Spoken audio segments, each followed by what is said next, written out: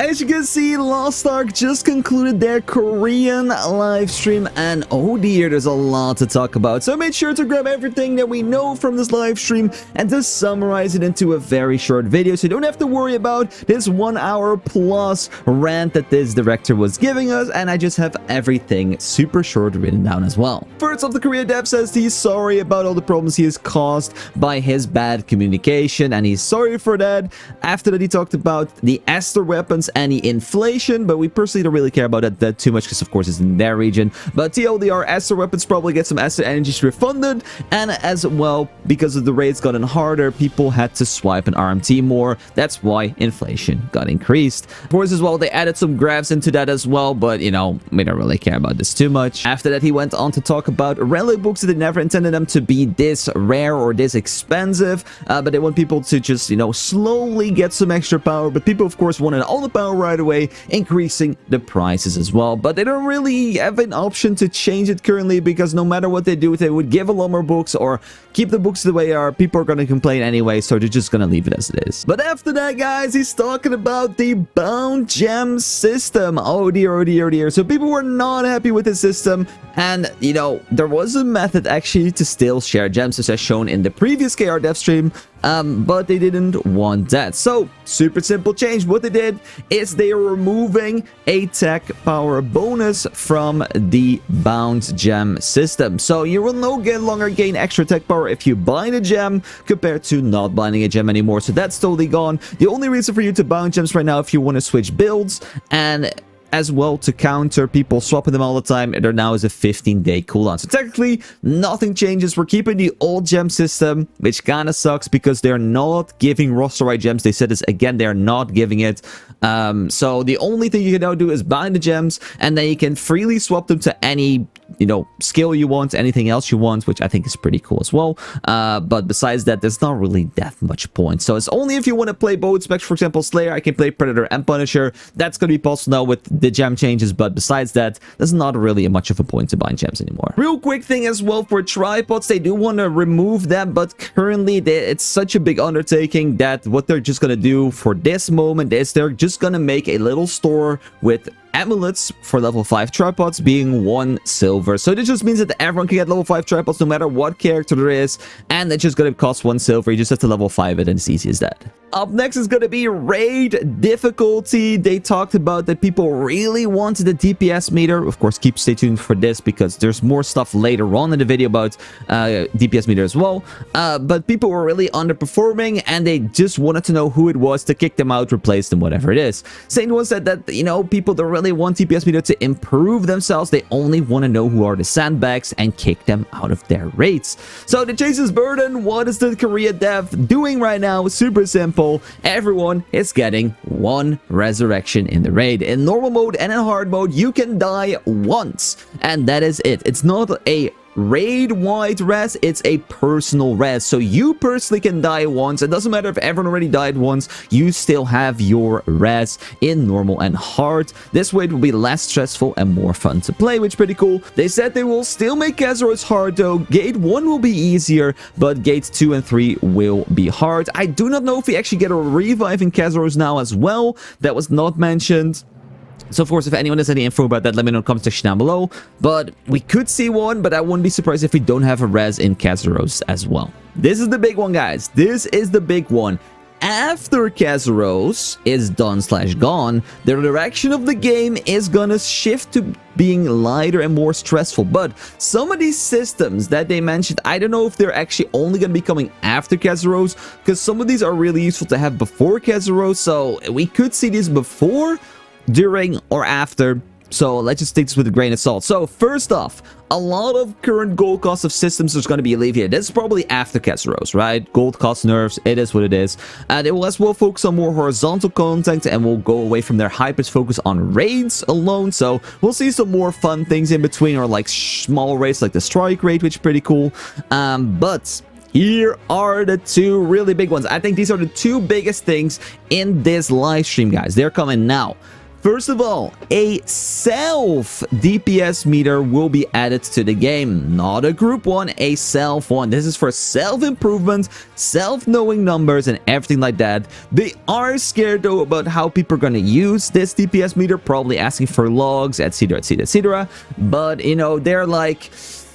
The upside is way better than the downside, so they're just biting the bullet and dealing with the consequences afterwards. So they're adding a self DPS meter, which is pretty cool. So again, group meter will never exist. Up next, ooh, this one is my favorite one. I know it's gonna be controversial for a lot of people, but I love this. Please, thanks. I need this in my life. Gear has so many little fluctuations into it that it's hard to see if a 1680 or another 1680 is doing the same damage. So currently there's a website called Zloa. It's right now going to be on the screen. And this, for example, is Saint One's Breaker. I know, I just thought about Saint Tama and then that's why I grabbed the thing. So this shows, of course, everything the character has, like our UO page, but it shows a Gearscore number. So this is the same number we're gonna get ourselves inside of the game, and this shows more of a perfect number that represents your damage, because you know you can be a 1740 eye level player, but if you have level 5 gems, you're not going to do the same damage as someone that has full level 10 gems. So your number is gonna change depending on what your gear is, which is absolutely awesome. So this gear scoring system is gonna come inside of the game, so you're gonna be able to see easily, this is why I'm not doing damage, because I hear a lot of people saying like, oh, I'm not doing damage, I'm doing this, that, I think I'm doing well, blah, blah, blah, but maybe your gear just sucks, you know, maybe your gear just sucks, and that is the reason why you're doing half the damage, because your gear score technically is half of that other person you're trying to beat. So this is what we're gonna see in the game as well, which is absolutely awesome, and I love this change. Of course, the same worries are with the DPS meter. People are gonna gatekeep based on a number, but I'd rather just have a number and people can look at that instead of just having to look at roster level and stuff. Like, please, that's so outdated. Like, if you want to gatekeep, then just do it purely based on a number that is just in the game. Easy as that. People then know what to chase, what to do, instead of some, I need a title, I needed this, I needed that, you know, like, you know. Then a few smaller thingies they talked about. So they talked about the outfit warehouse that was shown in the Chinese live stream. Korea's getting that, but not the leaderboard attached to it. After that, they talked about Paradise. So it will be different from the China version. This is what I personally already thought already. It's going to be the same base, but it's not going to be a one-to-one copy, and will be released in the summer, probably with female paladin release, which is going to be pretty awesome. So we'll have to see what's going to happen with that. We maybe don't get the leaderboards, or the fight's going to be a bit different, or it's going to be harder, easier. We'll have to see. Then after that, they talked about the balance patch is on the way, but they're currently in a bit of a dilemma, and I would like your opinion in the comment section about this one. So they are currently deciding what they want to do with easy classes doing damage versus hard classes doing damage. So does this mean that a easy class should be still really close to performing as a hard class, or should a hard class just always do more damage? And they're currently a bit like, you know, should an easy class be doing good damage, or should an easy class be doing bad damage because it's easy and people just have to play the harder spec? Like, super easy example, in my opinion, Predator, Punisher, Slayer. Should Predator just always be worse because it's an easier spec, or does Punisher not have to be, you know, better, but it's just a different playstyle, you know? I think, in my opinion, a harder class should always do more damage. Surge versus RE. RE is a lot easier than Surge. If you miss your Surge, you're gonna miss all your damage. So in my opinion, Surge should do more, right? But let me know what you guys think about that. Do you think it should be equal? This should just be preference, or should there be some skill cap difference? I think skill cap difference is always the way to go, but let me know what you guys think about the comment section down below. Then a quick thing about Act 3 Mordoom. They're gonna nerf this bad boy. They're gonna even nerf some patterns in hard mode, but mainly gonna nerf normal mode as well, which is gonna be awesome, and everyone is gonna get a one-time resurrection. Of course, this is interesting for us as well, because if these changes are coming soon inside of the game of Korea, with our raid coming out, you know, pretty soon, are we getting these changes as well on release or not? Maybe, maybe not. I don't think we will, but, you know, this could be very interesting to hear, you know, getting a res, getting different changes, like the patterns being nerfed. Like, when is this stuff coming out? You know, is it in a month? Is it in 2 months? Or is it, you know, next update? Like, we don't really know, and maybe, of course, we're gonna get lucky and get those changes ourselves as well, but, you know, it could change, and otherwise we're just gonna get the same Mordoom and just have to do it the hard way on week 1 and 2 to get our titles. And now we're gonna go talk about the Deadzone changes, and sadly there's not that much they said about this. So super simple.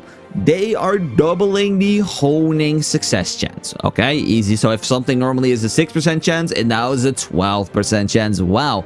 So that's been changed, but as well they said they will nerf the material cost, but they've not mentioned how much. So it could be 10%, it could be 80%, it could be 50%. We do not know. We just have to see when the changes come inside of the game. Probably like upcoming patch day, but still a bit awkward that we do not know the numbers and they just glossed over it in like 2 seconds. I guess they don't really care that much in Korea, but there was no mention of like a new power pass tier that you could go to 1640. But of course, maybe they could just surprise and be like, there is a new power pass, guys, by the way, you know, spend some money. It could be nice. But yeah, that's of course something we have to see, but I wish there was some more mentions about that, to be honest. So besides the Deadzone changes, okay, 3, 2, and 1. So besides the Deadzone changes, we as well are talking about the support rework. Oh dear, oh dear. So supports are very important in this game, and a little bit too important sometimes. A lot depends on them, and if they die, it's always a reset. Of course, right now we have that extra res, which is pretty cool, but still, if they die after that,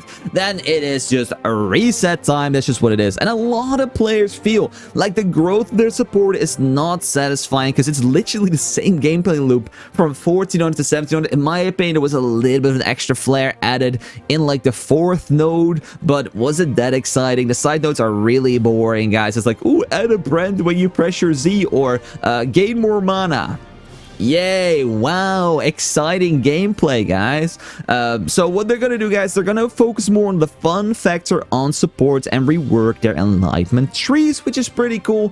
Probably there's gonna be no changes to damage increase, but it's gonna just be more fun. And as well confirmed that this rework is coming in the summer. So female paladin release with Paradise, with the release of female paladin, all the supports are gonna be reworked, blah blah blah. It's just gonna be one big fiesta. And hopefully it's gonna be good, and otherwise RIP my bards and they're replaced with female paladins. That is what it is. And then some exciting stuff for the lore heads upon us. Here is the first look of KAZEROS raid. So of course the final raid of the first part of season 3. This will confirm that season 3 will have 2 parts, and this is the end of part 1 with KAZEROS raids. And after this they're going away on a different way of doing raids, which is interesting. We'll have no clue how this is going to work, but Legion raids as we know it are going to be gone, and we're going to get different style of raids. But how this is going to work, we of course don't know. So let's quickly take a look. So this of course is the raid right now from the outside. Then if we're gonna go inside, this is our gate 1 stage. So this is what's gonna look like if you're gonna go ahead and battle the gate 1 boss. Here we have the gate 2. Okay, this is a little bit far, so let's just take a pause. So this is the gate 1 stage, looking absolutely awesome, super dark, super gloomy, but of course that big gate which we have to pass the boss to be able to get in there, and which is gonna be really awesome. Then we're moving into the inside, and this looks very, very, very cool. Look at this. Oh my god, gigantic staircases, cool stages, probably gonna be fighting in the middle. Then we're gonna move to the top and move even higher. Probably is another stage above this as well, which we're gonna fight. So it's probably gonna be like a 2-stager. And oh my dear, this is a cinema. I'm even gonna go ahead and remove my face cam for this. Look at how cool this is. Oh my god, it gives like some Dark Soul vibes. Look at how sick that looks. Wow. Oh my god, I love this so much.